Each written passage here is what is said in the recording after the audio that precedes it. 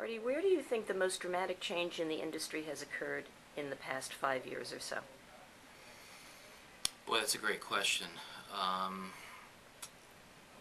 Probably, from my perspective, in that when I came on board at ESPN 13 years ago, the focus was just purely on television, cable television, and television ratings, and that was essentially it. And I think all of us that were sort of working on that side of the business, focusing on just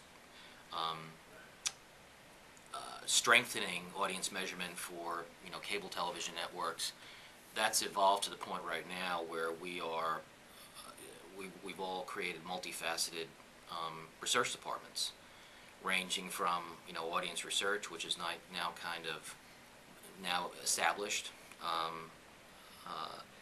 primary research, consumer insights, very, very important for building brands and also understanding consumer usage, media behavior, things of that nature.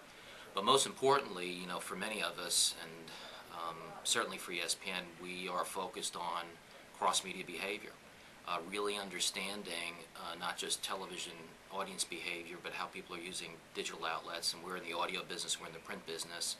So it's not just about TV anymore. It's about understanding sort of that holistic consumer experience, viewer experience. In our case, we call it, the fan experience. So along the way, what's interesting over those 13 years here at ESPN, I've had to sort of re-educate myself every couple of years as we grew, and had to get more proficient in these new areas in order to grow the company and be part of the strategic process. So I think that's what's most significant. Do you have any insights to share with us about the fan experience? Yeah, we've invested a lot of time and money in the past few years about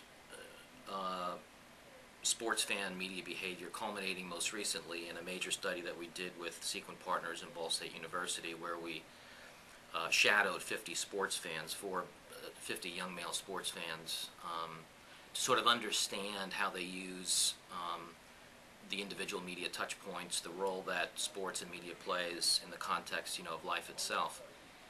And from that, we've created these 7 principles of cross-media measurement and behavior. The fundamentals are this. Sports fans consume much more media than the average American does, basically because they have to consume sports in the moment. Very little sports on TV is consumed on a time-shifted basis. Virtually all of it is consumed live. There is this phenomenon of social currency.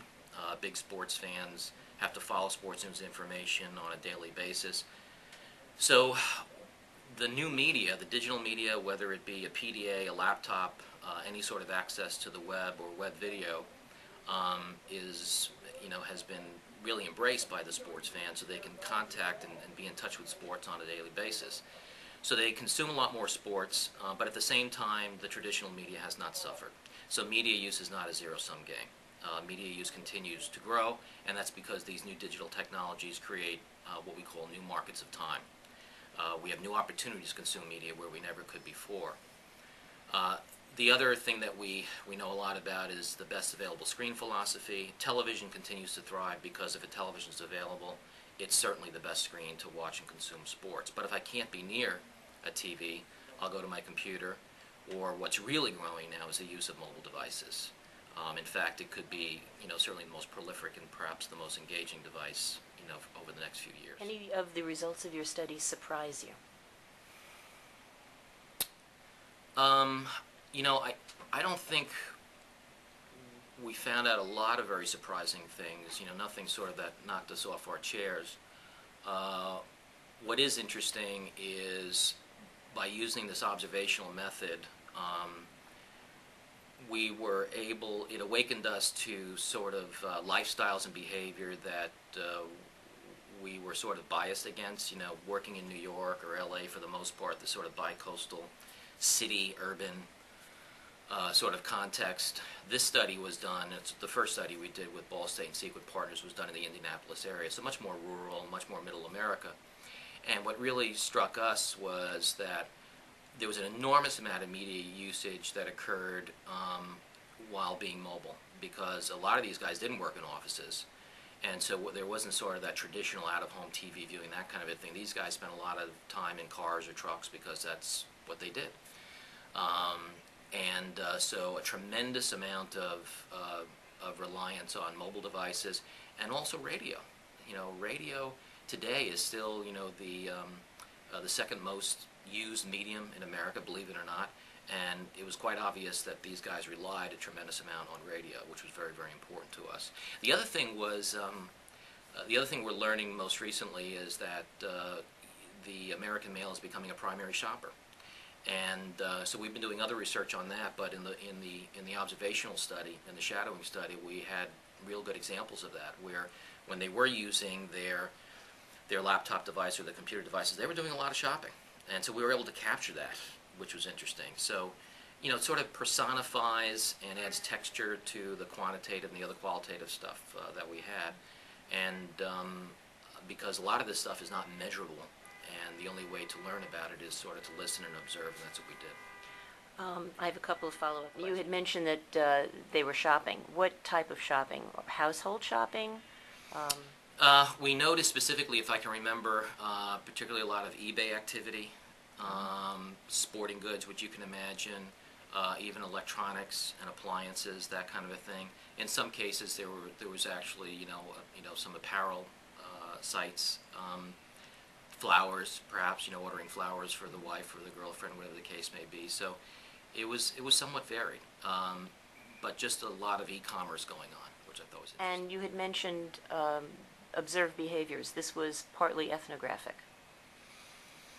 Yeah, well, this was, certainly ethnographic, anthropological, whatever you want to call it. So it uses Ball State's proven methodology, the same sort of methodology that was done for Nielsen's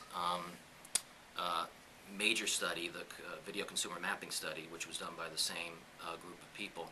And so the idea is to observe an individual for a full day, and then using a proprietary data collection device, they capture their life activity and also media behavior in 10-second intervals. So while it is highly qualitative in a sense, in terms of the process, there is also a lot of diligence and a lot of precision in terms of the activity that's being captured.